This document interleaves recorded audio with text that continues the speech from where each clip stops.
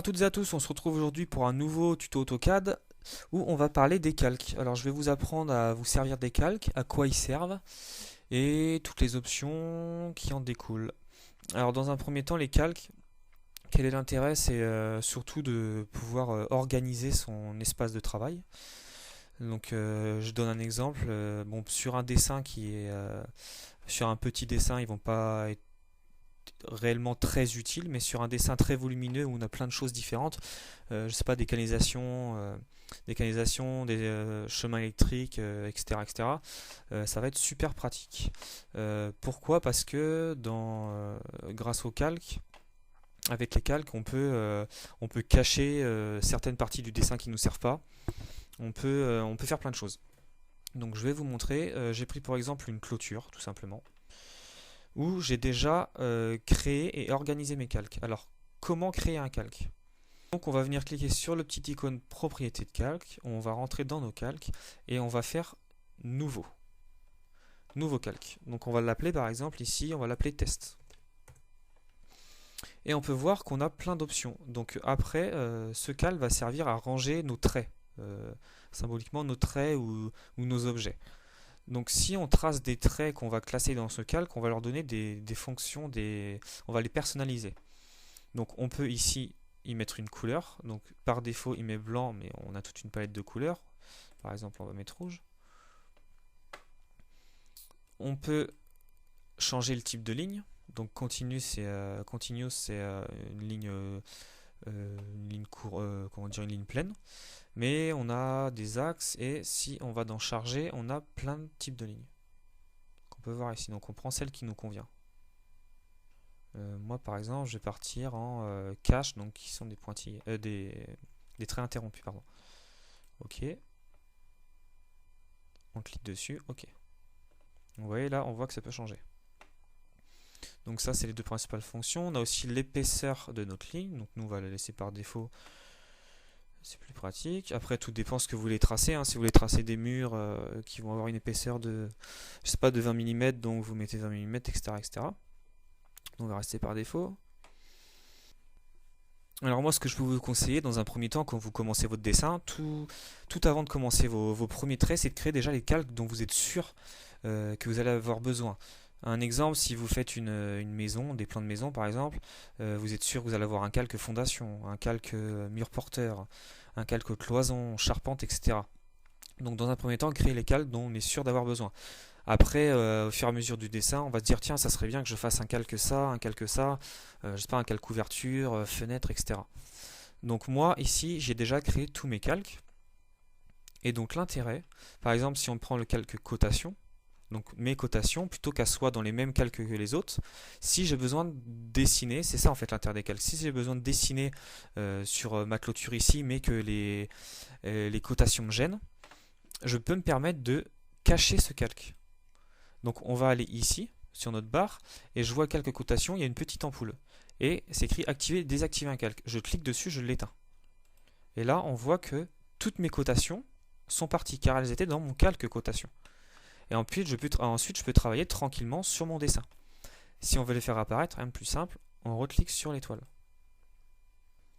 Alors, on a aussi un deuxième outil pour cacher nos calques, qui est le petit soleil ici.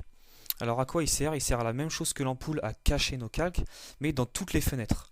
Alors je m'explique, exemple, si on veut faire dans une présentation un zoom sur un objet, on va créer une nouvelle fenêtre, et en cliquant sur le petit soleil, donc qui va devenir un flocon de neige, on va cacher le calque dans toutes les fenêtres, alors que l'ampoule le cache seulement dans la fenêtre dans laquelle on travaille, dans laquelle on veut le cacher. Donc ensuite, on a le petit verrou, tout simplement pour verrouiller ou déverrouiller un calque. Et on a ici plein de choses. Alors, le premier pour entrer dans les options, rechanger nos options de calque. Je vais le fermer. Le deuxième pour rendre l'objet du calque courant. Alors en fait, quand on veut travailler dans un calque, on clique dessus pour le rendre courant. Et si on a une 200, 300 calques, ça peut arriver, pour aller plus vite, on peut cliquer sur l'objet. Et si je veux travailler sur mon calque cotation, je viens cliquer sur une cotation qui est déjà dans ce calque. je clique dessus et du coup mon calque devient courant et je peux travailler dessus. Donc là je trace un trait, mon trait est dans le calque cotation.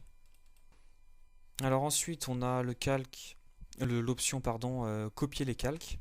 Donc je vous montre ici, copier. Donc par exemple, si on veut, là donc c'est une haie, c'est censé représenter une haie.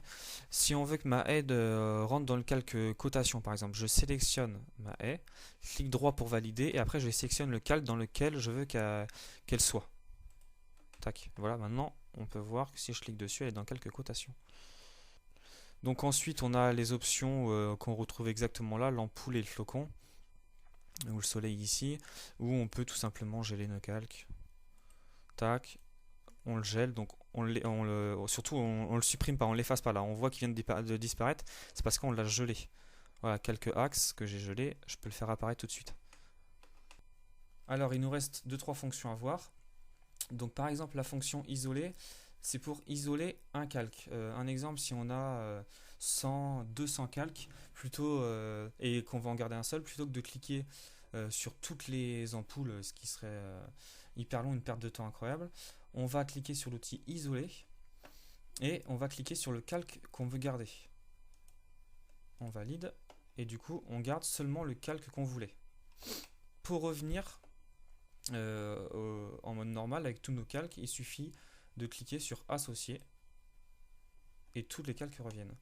Et enfin on a cet outil là qui est tout simplement un précédent, comme on peut avoir sur n'importe quel logiciel, où on va revenir si on a fait fait une commande sur nos calques, on peut cliquer sur cet outil pour revenir en arrière, tout simplement. Je pense que j'ai fait le tour niveau cotation, niveau calque pardon. Je vais regarder. Ah non, il y a quelque chose que je peux vous dire aussi, c'est pour imprimer. Donc quand on va en présentation, on a des choses en plus. On peut voir ici, avant ça s'arrêtait la petite imprimante, maintenant on voit qu'on a encore type de ligne, couleur, etc. Donc par défaut, donc c'est quand on imprime par défaut, AutoCAD nous met exactement les mêmes choses que sur notre dessin. Ici c'est les propriétés de notre dessin, et ici c'est les propriétés de ce qui va s'imprimer. Donc par défaut c'est les mêmes, mais on peut les changer. C'est-à-dire quand on va imprimer, si je veux dans mon dessin mon épaisseur de trait soit 0, mais en imprimant je veux que mon épaisseur de trait soit 2 mm, je peux le changer en cliquant ici, et là on change 2 mm, 15 mm, etc. Pareil pour les couleurs. Et on peut aussi geler certains calques pendant l'impression, comme on peut voir ici. On gèle, tout simplement. Donc ça c'est quand même quelque chose de super pratique pour pas s'embêter sur notre dessin, avoir plein d'épaisseurs de traits, on les a comme ça directement seulement pour l'impression. Donc je pense que j'ai fait le tour au niveau des calques.